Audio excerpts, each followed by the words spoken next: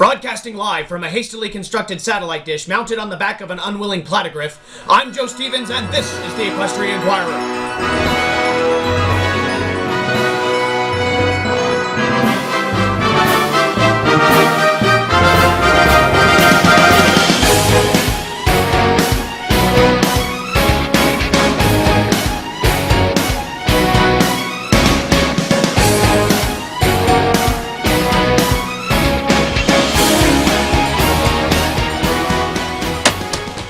Unreliable sources and throwing Freddy Baxter into a den of hibernating animals has confirmed that singing the song Giggle at the Ghostie is completely ineffective against bears. While previous experiments have proven that laughing at frightening creatures, such as monsters imprinted on trees and deranged beavers, can destroy such fearful specters, the song has shown absolutely no use in stopping a charging bear who is upset by a roving reporter disturbing its hibernation. This news comes as a shock to Ponyville resident Pinkie Pie, who had pioneered the defensive method of laughing at anything that was terrifying. She had this to say on the subject. Okay, I guess that makes sense. Bears, ghosts, that's two different things.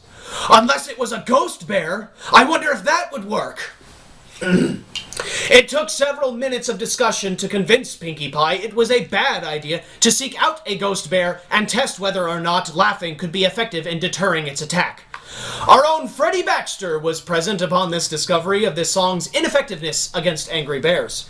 Now to give his take on whether or not Giggle at the Ghostie will continue to be an effective deterrent against things such as badgers, tax collectors, and country western singers is our own Freddy Baxter. Freddy, what's your take on this story? All my bones are broken! That was Freddy Baxter. We hope he will recover in time for our next experiment to try and see if the song Giggle at the Ghostie will be effective in making zombie ponies disappear. Stay tuned.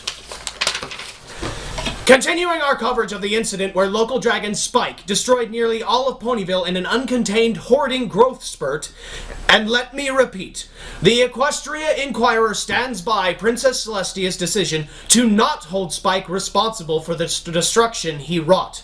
A similar incident occurred when Barry Punch first discovered a certain inebriating beverage, and she was not held responsible for the property damage caused. In fact, I seem to recall it being a rather fun event, though the details of the memory are somewhat fuzzy. No, what needs to be discussed is the early warning system that should have prevented this event.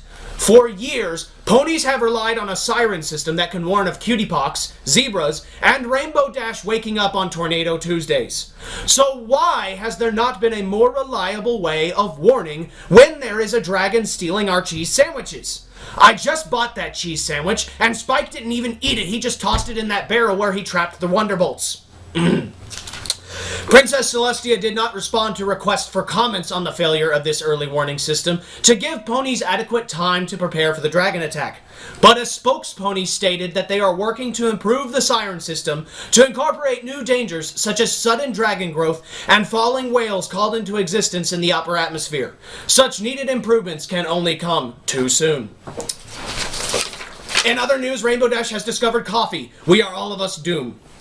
Would you like to help me with the sign-off, Freddy? I can't feel my legs! Thank you, Freddy. This has been the Equestria Inquirer. Good night and good buck.